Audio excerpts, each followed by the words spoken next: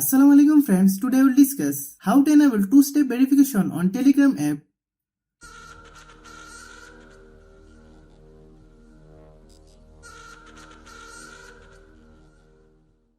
Open the Telegram app.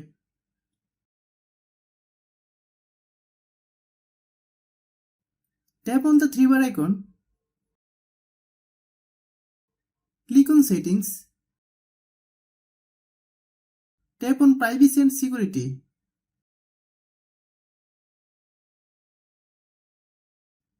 Tap on two-step verification. Then set password. Type password. Click this icon.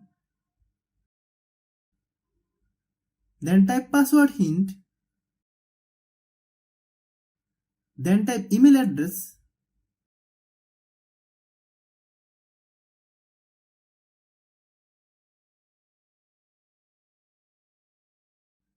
Click this icon.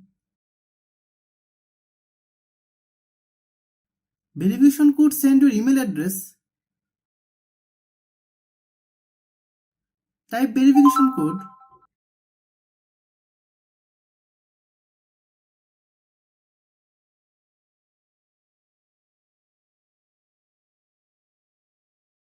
Then click return to settings.